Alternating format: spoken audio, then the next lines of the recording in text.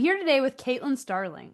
She is the nationally best-selling author of The Starving Saints, The Death of Jane Lawrence, Last to Leave the Room, and the Bram Stoker-nominated The Luminous Dead, as well as the forthcoming The Graceview Patient, which will publish October 14th of this year. Her short fiction has been published by Grimdark Magazine and Neon Hemlock, and her nonfiction has appeared in Nightmare, Uncanny, and Nightfire. Welcome. Yeah, thank you for having me. Of course. And I know I kind of barely scratched the surface. I could only fit so much in that tiny little bio. So please tell Yeah, me I'm what I gonna. missed. You actually got pretty much everything except for novellas. I Mm. I just basically this year reached the stage of my career where I'm having to choose what goes in the bio, which feels very strange. It's a good And problem to have.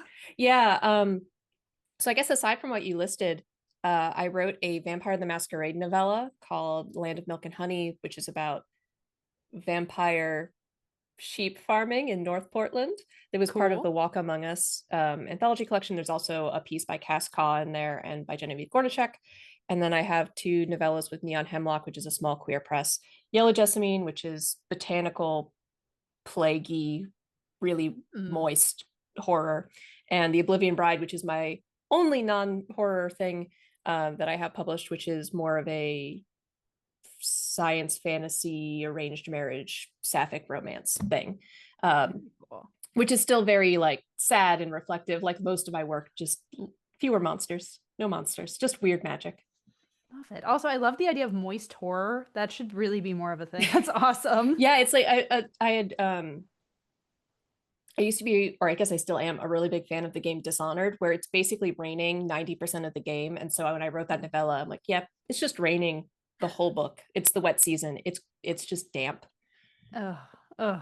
I do not like that, but I would love to see that in horror. Well, let's start with kind of an easy question. How did you first get into writing and why horror? So when I first got into writing, I did not write horror.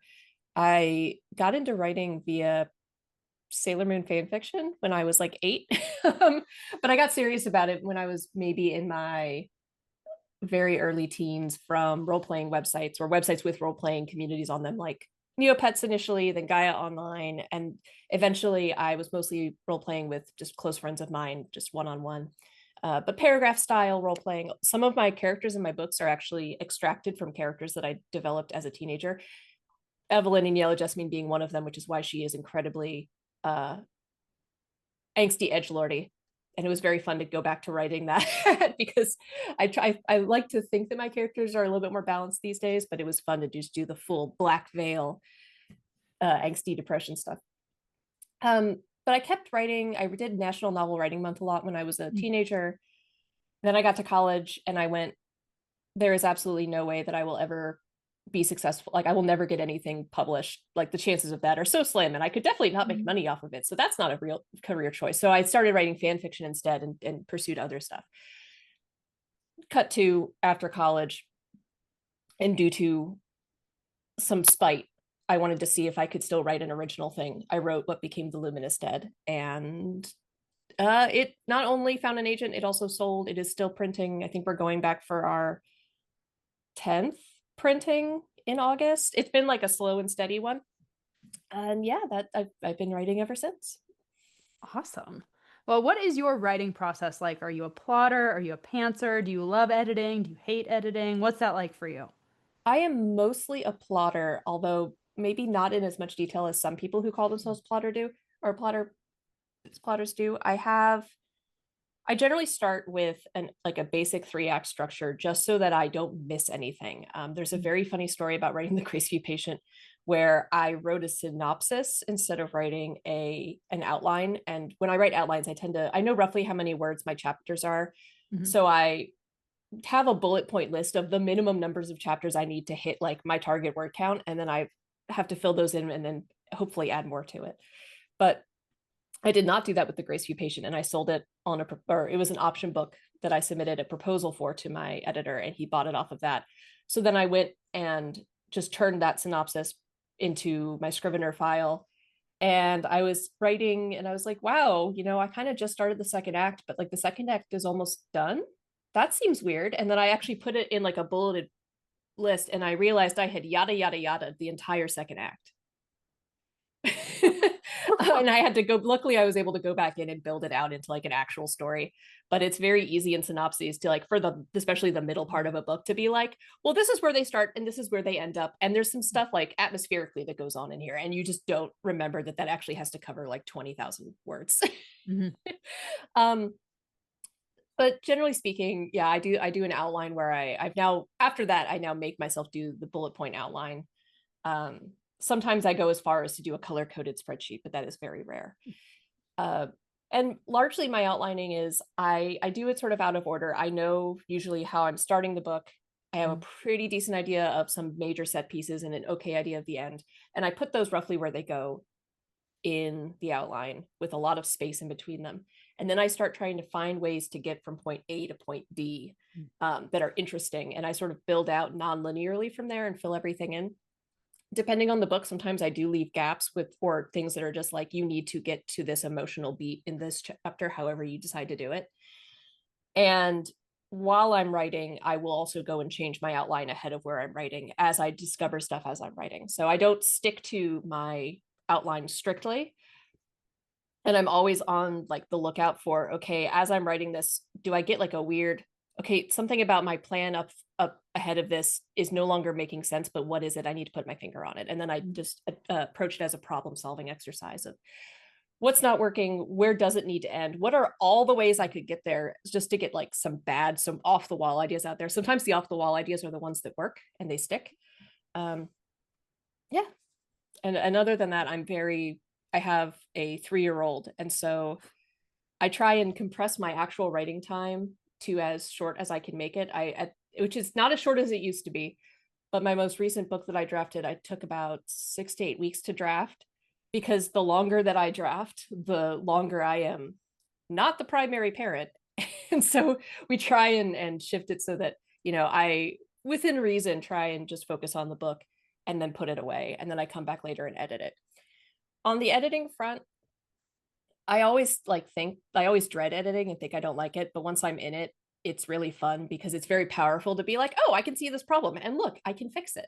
Right now, I am currently editing that book that I drafted in 8 weeks. And I'm I hit the part of the read through where I'm like, okay, something's not working, which is a very depressing part of the read through because you have no idea really. You're like, oh, this is bad. Oh, I don't know what the scale of what I need to do is. And then once you get back through the book to where like the next part where it works again, and you look back and you're like, oh, that's like two chapters that I need to add or redo or whatever. It's much more manageable. Yeah, no, that makes a lot of sense. And I also have a 3-year-old, so I totally understand drafting in chunks, but 8 weeks is so fast. Oh my gosh, that's amazing. It used to be more like a 5 to 6 week thing for, I think I drafted Starving Saints in like 5 to 6 weeks. It was a very wild 5 to 6 weeks. Um, Gosh.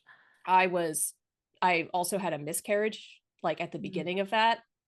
There was a lot of alcohol involved after that point. It was also during the 2020 election cycle. That's a lot. Um, Starving Saints was fun because I did have an outline, but I wrote the book. I was so anxious about it that I wrote the book on a sentence level out of order. Like I would write a sentence and then like hit return a bunch of times and write another sentence that I knew that would come later, and then kind of hop around the document filling in like a patchwork. And I did that on like most scenes, and the Oh. climactic fight was all of that. Like I had just paper spread everywhere with like, what equipment is everyone coming into this room with, what narrative things have I not resolved, what cool moment, like detail moments could I maybe shoehorn in here. And I was just throwing them in a pot. I don't, luckily I have not been that anxious since, and I haven't needed to draft like that again. But the remarkable thing is it came out on a first draft level actually pretty good still. That's amazing. I mean, it's hard to keep all of that in your head. I know when I'm writing too, it's like, well, wait, did they have an injury that I need to account for? What were they carrying? What were they wearing? And it's hard to keep that all in your head. You think it would be easy because as a reader, you're like, well, obviously this is the case. When you're writing it, you're just kind of like off in a different land. Yeah, for the Graceview patient, I almost printed out like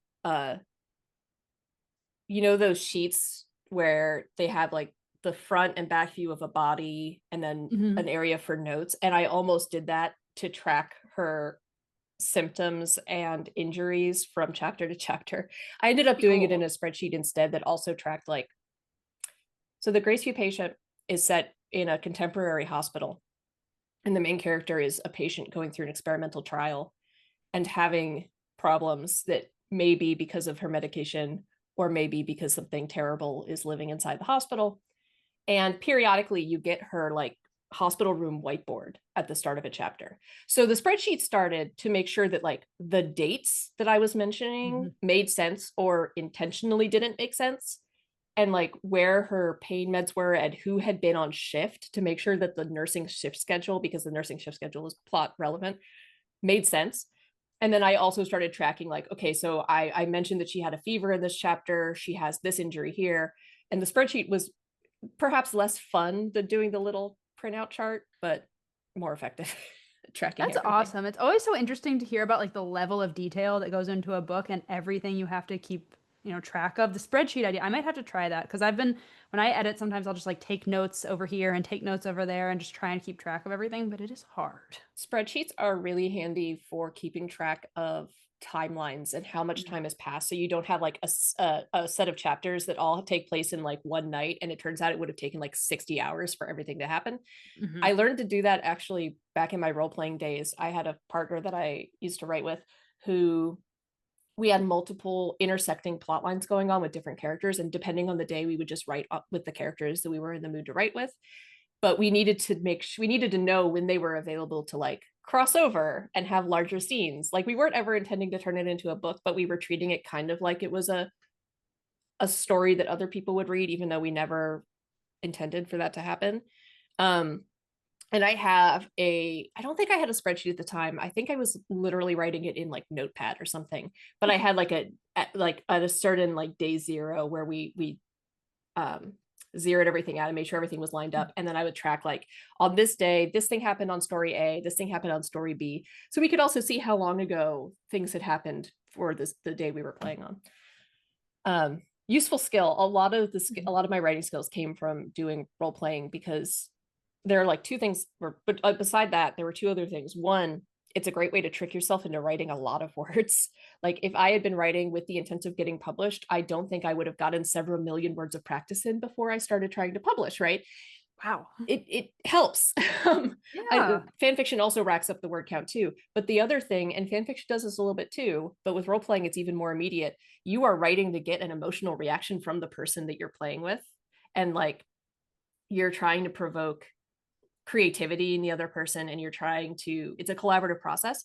And so Hmm. I think that I got a lot of, not even realizing that's what I was doing, but a lot of practice in writing engagingly emotional, or and like it was mostly on the emotional scale, because plot stuff was hard to, you couldn't surprise a person with the entire plot arc, because Hmm. honestly things move, you trade back and forth every couple paragraphs. But you get to a certain point and like you can throw wrenches in the plot in a fun way. Mostly we would talk about the big plot arc stuff outside of writing time. Yeah, well, that's super cool. I've heard of fan fiction. I haven't heard as much of the role-playing writing, but that's really, really cool. I don't know how prevalent it is anymore. I think it definitely has changed character with like the advent of social media. This was all Hmm. on instant messenger and stuff back in the day. Um, and it was very private. Like I think a lot of the role playing that I've encountered, and granted, this is the stuff that I've encountered because Hmm. it's stuff that is public, but is public and is a little bit like, I think I ran into it a lot on Twitter. So it was a lot of, very much shorter things. I'm sure there's still things, but like with forum boards aren't a thing anymore. And forum boards were kind of where you could do the longer form stuff, but Hmm. still be collaborative. So I don't know. Hope maybe people will chime in and be like, oh yeah, no, it's still alive and kicking. I I'm hope it sure it's is, alive somewhere. The internet is because huge, right? yeah, yeah. Well, and I wanted to shift gears a little bit. So, this season of my podcast is kind of more focused on religious horror. So, I would love to dive into some of those themes. So, your most recent release was the fantastic The Starving Saints. And it's kind of been put in the same bucket as my book, The Rotting Room, which flatters me to no end. I take that as a huge compliment. So, I would love if you could talk about the genesis of that book. You have alluded to it a little bit, kind of what it's about and what it means to you. Yeah, so in some ways it's very funny because I same there's a nun on the cover of my book. A lot of people put it in with Rotting Room and with American Rapture Hmm. and a couple and The Unworthy Hmm. for religious horror. And every so often I'm like, is the book religious? And then it's like, oh wait, no, yeah, the entire plot line is kind of based around these the main characters dealing with their faith. I think it's mostly because people will talk about it being like about evil nuns. And I'm like, well, it's not about evil nuns. Like that's just what the cover looks like. But the basic premise is that this castle under siege is about to run out of food, and they're trying to figure out what they're going to do when that happens. There's a former nun turned heretical witch sorceress up in a tower, very classical, who has been tasked to perform a miracle because she's already purified their drinking water. So why can't she just conjure food? There's a fairly devout knight who is having issues with feelings of loyalty and duty, and she's been stuck. She basically is not allowed to do what she is built to do, and it's really messing with her. And then there's a servant girl who is in the castle, who originally came to the castle for revenge and is now trapped in with everyone else and is trying to figure out, does she get her revenge? Does she cut and run? What is she going to do? And she lost her own faith in the same incident that has caused her need for revenge. The castle, the people in the castle follow the religion of the Constant Lady. So completely made up fictional religion, very engineering focused and bee focused, and the bees kind of drive the engineering part of it. You know, a lot of this is just it's made up. I developed a religion to fulfill the purposes of the plot, right? Mm-hmm. Because as all the pressure is building inside the castle, at a certain point, the Constant Lady herself appears with 3 of her saints, and things start getting weird very quickly. And it's interesting because my brain doesn't see it as religious horror, even though the religious horror is fundamental. I think because it's not, it's fantastical religion instead of real religion. So it's not dealing with like, it's not Catholic horror, you know, right. It's not American evangelical horror. It's but it does still deal with these issues of, if the being that you see as a savior appeared to you and said, just do what I say, and not only will you survive, but you'll be able to sit at my right hand, just eat this honey. Like, where would people fall on that? There's also some fun stuff about the Phocine, who's the heretical nun. She goes through a thing of, did I summon the Constant Lady here? And if I did, that undoes all of our theological underpinnings and is very scary, because it means the world doesn't work the way we think it does. And that's kind of the big crux of it, is if you ever encountered God, what would that mean for your understanding of the world? Like, to me, it seems reasonable that we as mortals get things wrong a lot. And that you'd have to reevaluate some things, and you might not like what you find when you get all the context. There's also an added layer that the Constant Lady may not be who she's claiming to be, and various readers have taken that more or less literally. Some people really do think it's the Constant Lady, but misunderstood. Other people think it's it's something wearing the Constant Lady's face and taking advantage of that faith and devotion. I know what I intended when I wrote it, but can you tell me what you intended? Because I thought it was something else as wearing the Constant Lady's kind of visage, and that creeped me out so much, which I loved. Yeah, that's exactly what I intended for it. I intended it as, this is something wearing the Constant Lady's face, taking advantage of that devotion. There's a scene early in the book that it's sort of a background event, but there are these sculpted icons of the Constant Lady and the 3 saints that daily, it's said, get walked around the walls of the castle, which is a thing like that I took from Catholicism, and especially in the medieval era, that, you know, you would walk a crucifix or a saint's reliquary around something. It's useful to do as a display of presence by the religion. But if it's getting walked around the outside of, like, the outer wall of the castle, things that are outside the castle can see that. And so that, in my mind, is how the thing that arrives knows to look exactly like the statue. And like the three saints are not the Constant Lady's only saints theologically, but the 3 that show up are the 3 that are in the castle in statue form. So there's we have kind of creepy mimicry going on as well. But these things that arrive sure do seem to have divine level powers compared to everyone else there. No, I loved that, and it's interesting. I didn't realize that that was a real historical ritual, kind of walking it around. What other historical research did you have to do? Because I know this isn't set in like a particular time, and it's, a fictionalized area of the world. But what kind of historical research went into that? I am a magpie when it comes to research. A lot of my research happens before I even have the idea of the book, and kind of is Mhm. why I have the idea for the book. So a lot of this had been absorbed in bits and pieces over the years. My spouse is much more into medieval European history than I am, and I would go to him to be like, can you help me figure out like how this castle is laid out or where the water sources would be and things like that. um a lot of the research that I did specifically for this was very like little random bits and pieces. Like there's a major factor in the beginning of the book is that they have melted down and used up all of the iron in the castle. And I had to figure out why you would do that. And coming to the rescue, actually, we just watched the movie. I think it's called The King. It's the one with Robert Pattinson. Oh, I It's haven't seen like, that one. yeah, like a really disreputable. Yeah. Anyway, I think Timothy Chalamet is in there too. I think it's the Mhm. two of them. Anyway, something in that combined with maybe talking about Kingdom of Heaven or something like that, which is a great, at this point now, I guess it's a classic movie. Um, the Order of the Constant Lady came to the rescue because they're scientists, they're engineers, therefore they're probably doing chemistry, and you can do some fun things with iron and acids and things like that to make, for instance, historically inaccurate incendiary devices. That are, if you can imagine though, that if you had access to a thing that you could throw over the side of your castle and it would only explode on impact, and it would explode, not just set things on fire, but explode with percussive force, people would absolutely use that. And people would probably absolutely be like, well, we can't arm up and ride out and charged out the gates of this castle. We are going to die if we do that. No food Mhm. has gotten in for 6 months. We got to do something. And you can, and like that leads to, you know, yeah, sure, we'll melt down most of our weapons.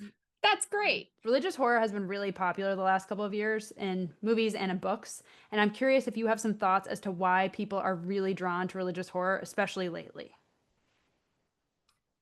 I am not, I usually need even more distance to be able to put my thoughts together and things like that. But I suspect a lot of it is, at the very least, I was drawn to it because of how utterly devastating and overwhelming it seems a challenge to faith can be. Mhm. Um, that kind of loss of an organizing principle in your life, loss of a set of answers, suddenly feeling like, again, like the rules of the universe that you thought you knew are obviously incorrect and you have no Mhm. idea what to do from there.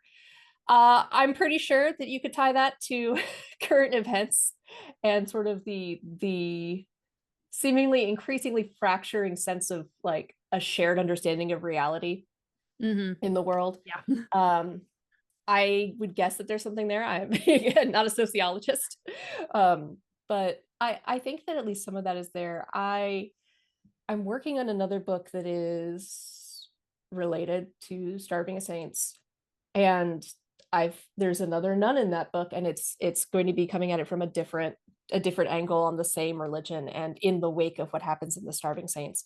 And yeah, I think it's just, I think some of it is that, what do you do when the world no longer makes sense? And I Mhm. also think some of it is how enticing believing in something that can solve all your problems is. Mhm. And um, there's also just, honestly, there's cosmic horror built into the concept of religion. Like if there is something that is arguably all seeing or all powerful on a Christian side, or just more powerful than you and on a different plane of existence on other religions, like what does that mean if it begins to directly impact your life? Like Mhm. the story of Job is terrifying. For instance, like there Yes. there is there is terror built into religion. And I think in the Starving Saints, I'm pretty sure Probably, hopefully we cut it down to only one or two instances, but I am pretty sure that I very much kept hitting the concept of awesome in the original sense of Mhm. provoking awe and terror. Something that is awesome is pants shittingly overwhelming, right? Like it is something that you need to bow down to for your own safety in a way.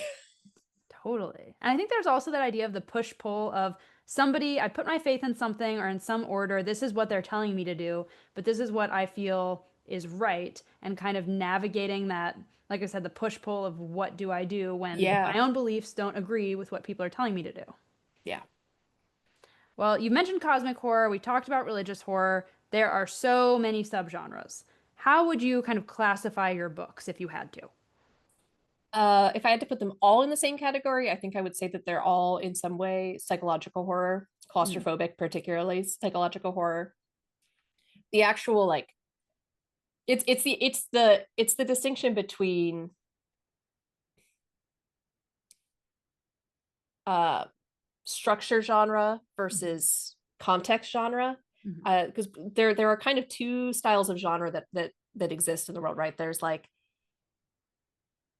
fantasy, science fiction, um, women's lit sort of stuff. And that's really about the setting and the types of characters you can expect.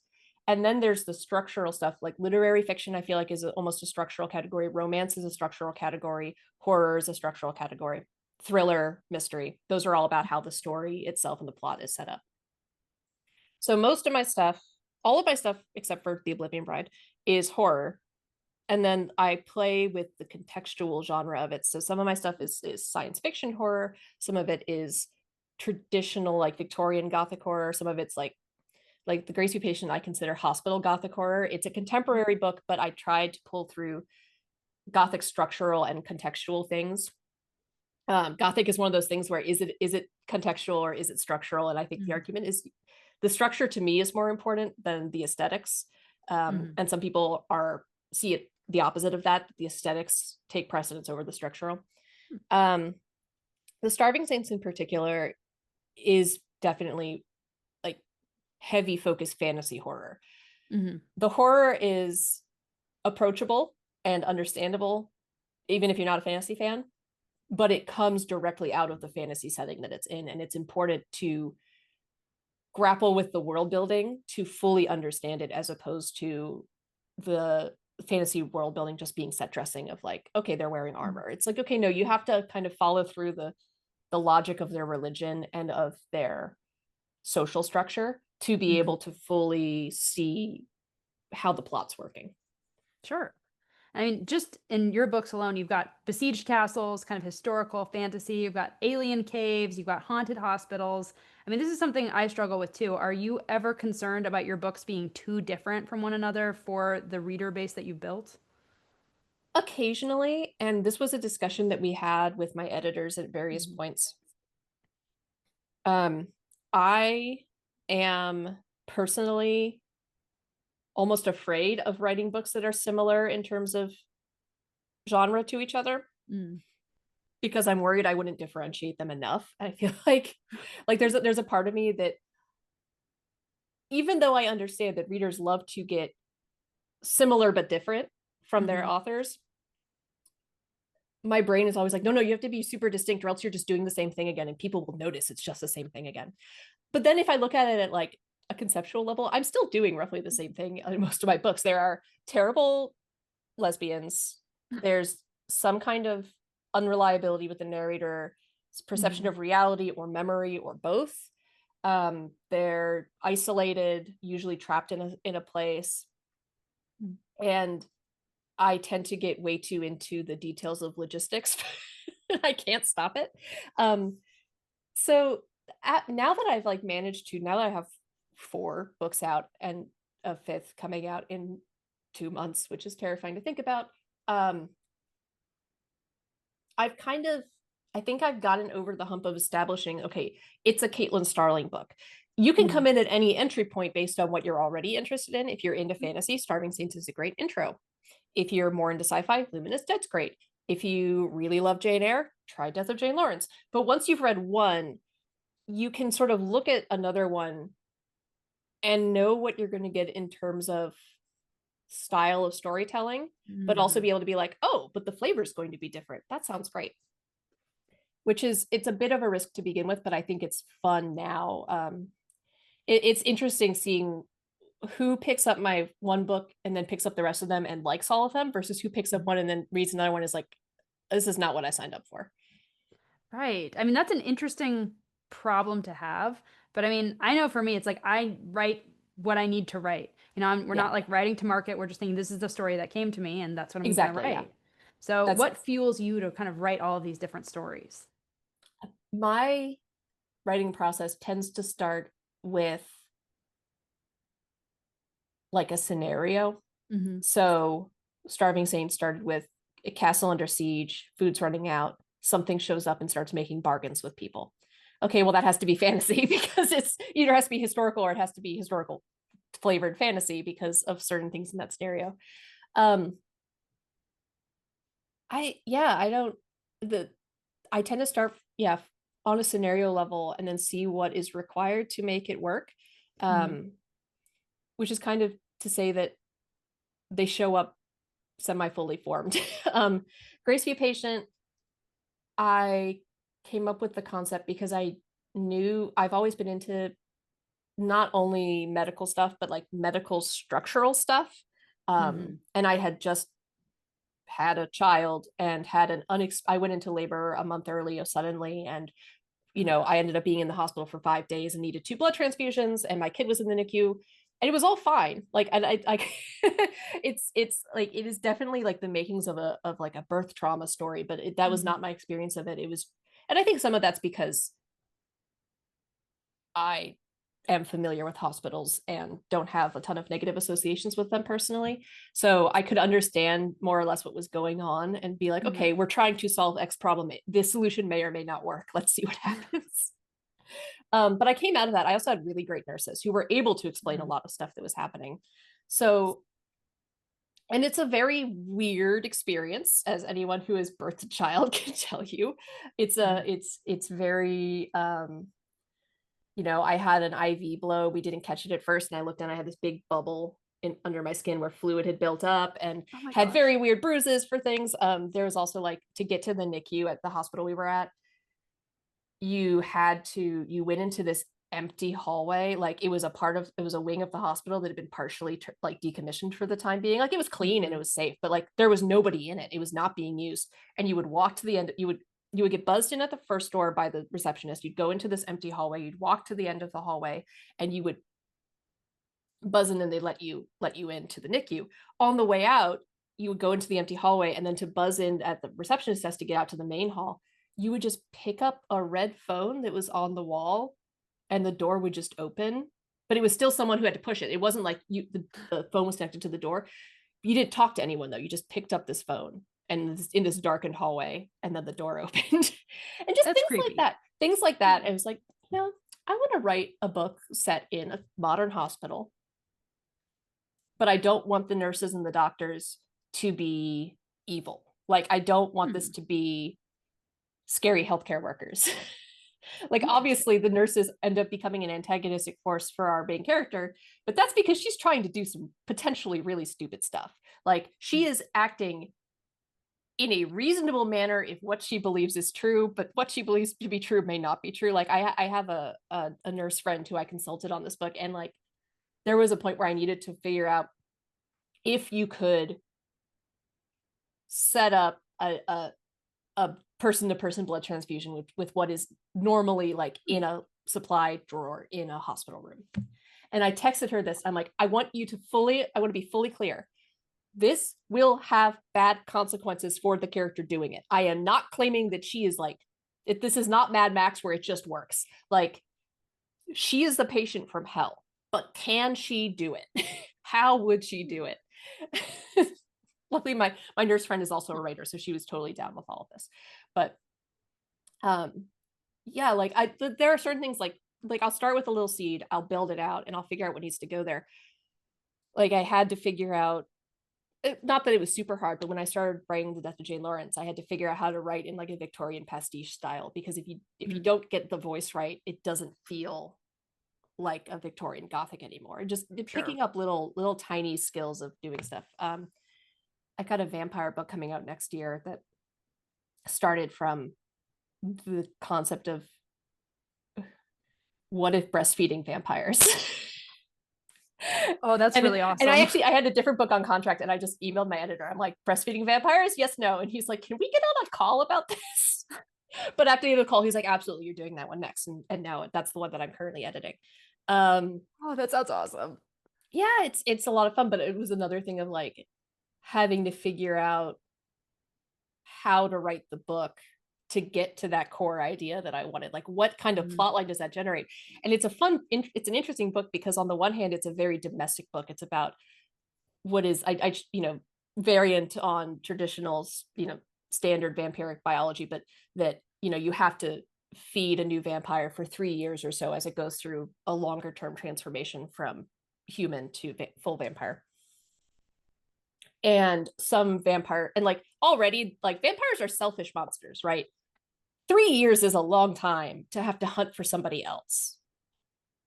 um Lestat could never, like, and so I also was like, okay, well, what if some vampires not only are socially expected to do this work more for others, but are biologically more capable of it? So basically, like vampiric wet nurses. And it's like, okay, so this becomes a very domestic book pretty quickly, right? It's about this vampire and her three fledglings. Um, but there needs to be a plot arc. It can't just be our bodies ourselves for vampires, although that would also be very funny. It's so something has to be changing, something has to be going wrong that she's afraid of. What is scary to a vampire? um which Christopher Buehlman's Lesser Dead, I feel like, was like the first thing that showed me that. So there's an issue with vampire stories, right? If you're writing from the perspective of the vampire, if you're the monster, how is the book scary? It can be dark and it can be lush and unsettling and disturbing, but how is it a horror novel as opposed to a dark fantasy-ish novel? It's vampire Mhm. fiction is a weird, has a long lineage and is very tricky to categorize sometimes. Yeah. And I had read Christopher Buehlman's The Lesser Dead, which is vampires in the 70s, and they are absolutely rancid vampires, and I love them so much. And that book is a horror novel. It is, the characters are at risk, and they don't maybe realize it until it's too late, but there's a building dread and then things. So I was like, okay, how do I take a domestic book like that, add a horror element, make sure that it's like legitimately, I wanted this book to be super gross, and put all those, in a thing. The tentative title is Milk Teeth. It hasn't been like formally announced yet, but I feel like since it's coming out next fall, I can talk about it. That sounds so good. I was going to ask you about the title, so I'm glad you just offered it. I didn't know if it was a we secret. had a we had a discussion, because like Milk Teeth, like my spouse came up with it and everyone was like, absolutely yes. And then there was a small discussion of, are we changing it to something else? And I stood my ground. And I think it's staying because it's great. There's also really weird dental horror in the book. Oh, So yeah. I am okay. I'm really, really excited. I was Yeah, going to I'm ask you what's next on the horizon for you, but clearly that's what's next on that's the it. horizon for Yeah. you. Yep. That should be out next fall, I think. Hopefully more public details about it soon. Because I would love to link it to people and stuff like that. Mhm. But Awesome. it's been an interesting, I usually complain about having 3 books out this year, but then I saw that you also did 3 books in a year span. So you understand. I do. Yeah. It's like gearing up for all of it. And yeah, it's exhausting, but there's nothing else I would rather do. So, Yeah. Yeah. I'm gonna slow it down a bit after this, I think. This was not intended to be a 3 book year. mhm. Um, and I'm not sure I can handle it to do it again, but definitely book next year. Probably book in early 2028 that I can't really talk about yet. It's crazy to think how far ahead we plan. Somebody can talk Yeah. about a book and be like, oh, it's coming out in 3 years. And you're like, I don't want to wait that long. It's like, yeah, no, trust, I don't want to wait that long either, but But we got to do what sometimes, we got to do. yeah, that's especially traditional publishing. There's Mhm. like the book that is coming out early 2028, my editor would love to have come out sooner, but their calendar is literally full. So even if I got it written, by December, they just can't fit it in sooner. Well, we have it to look forward to. Yes. Well, one question I always ask any horror authors to come on my podcast is why do you think that people, readers, everybody gravitate toward this horror genre, all this darkness? What is so exciting about it? I mean, so I said earlier that I didn't start out writing horror, Hmm. and a lot of it was because I thought that I was a weenie. Like I was like, oh, I'm too scared. I have an anxiety disorder. I don't like horror. But the more that I've like really thought about it, I kept interacting with horror stuff over and over again. It was never like oh, I'm scared of it, so I don't like it. Hmm. It was I'm scared of it, so I'm wary about touching it again. But like when I was 12, I was at Blockbuster and I picked up a used VHS of The Ring Ooh. because I'm smart. And I went home and I watched it and I kept trying to get my dad to come in and watch it with me, partially because I was scared, partially because it was interesting. I wanted to share it with him. And he was just like, you did this to yourself. I told you I'm not watching this with you. Um, but like I tried playing Eternal Darkness, which is a GameCube game that has a really cool sanity system that is kind of it's immersive and fourth wall breaking. So it like Ooh. as your sanity declines, the game will play tricks on you, like it will act like the game system has shut down, or it'll make it look like and this doesn't work as well now that it's not, big brick TVs, but it'll make Mhm. it look like there's like bugs crawling over your screen or various other things, or like it'll start messing with the audio. Cool. And I was always really fascinated by stuff like that. I would go on places like rotten.com. I would read about terrifying real life horrible things. And it was always sort of like it didn't make me happy, but it made me engaged on Hmm. a different level than I usually was. Like it was a heightened state of immersion and awareness that was always tempting, even as I was worried about being able to handle it. Because I used to have really bad intrusive nightmares and things like that, until I learned how to lucid dream, and that fixed that right up. Um, yeah, I mean, I think a lot of it is that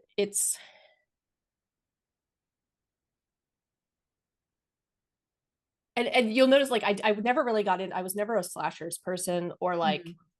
a cool kills horror movie person. I've always been like a dark song dread building horror person. This comes out Hmm. in the books I write. Um, so like I am making assumptions here, but I know for some people it's just fun. It's cathartic. It is Hmm. transgressive in a way that is hilarious or shocking or both at the same time. Um, and then it also, for it's also just I hesitate to say it's more honest. I Hmm. don't think it's necessarily more honest, but I think that it accesses a part of our emotions and our physical responses that is different than standard media.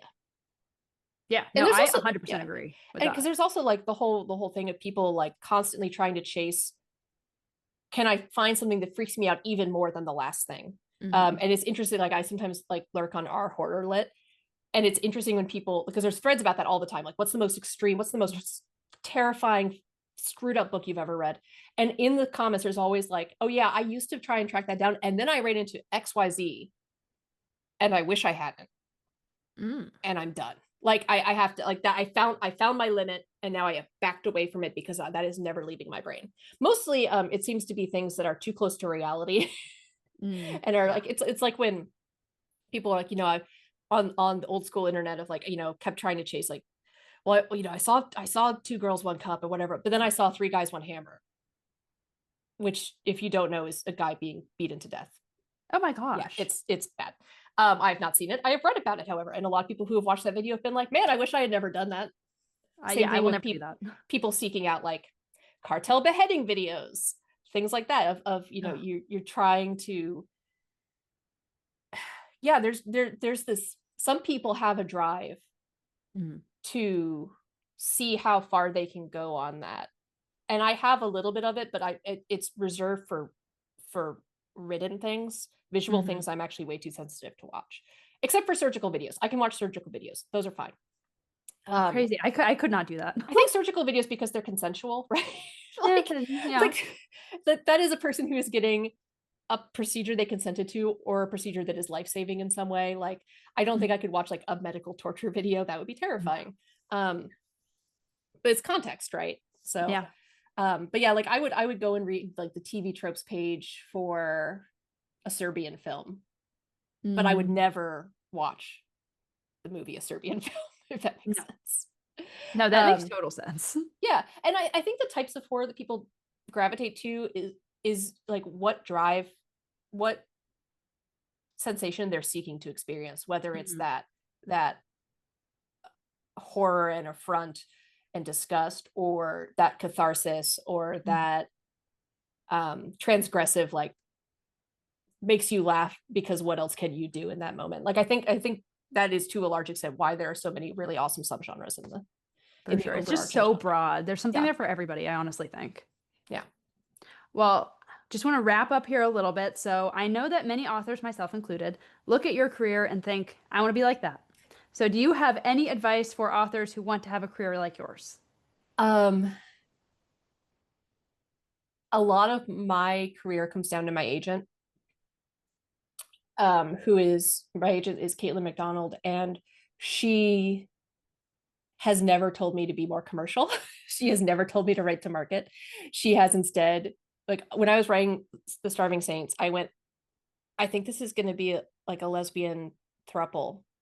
Is that okay? Like, will people buy, like, will a publisher buy that? Am I going to, because like, I don't want to have to write, I don't want to write it and then have to cut it. Yeah. And she's like, I will fist fight anybody who tries to give you shit about this. And like, just that kind of support of like, I see what you're trying to do with your art. And Hmm. my goal is to help you communicate about it well enough and to find you the connections so that you can get it published and out there. I also like when I wrote The Luminous Dead, I was fully convinced that there was no market for horror science fiction about toxic lesbians, one of whom's in a cave, one of whom is on a radio and isn't even in the book physically. Like I wanted to write the book, but I was like, no one is going to buy this. And then the year it came out was like the year of the sci-fi fantasy sapphic renaissance. Like Gideon the Ninth came out, A Memory Called Empire came out, This Is How You Lose the Time War came out. So I guess basically like writing to market is a very specific skill. Some people Hmm. have it, some people really enjoy doing it and are great at it. If you can do that, more power to you. If your brain works like mine or like yours, Hmm. um, that's okay too. And like I would say basically don't pull punches. Um, be like Death of Jane Lawrence has like weird calculus horror in it. Like Ooh. it which is what my brain wanted to do.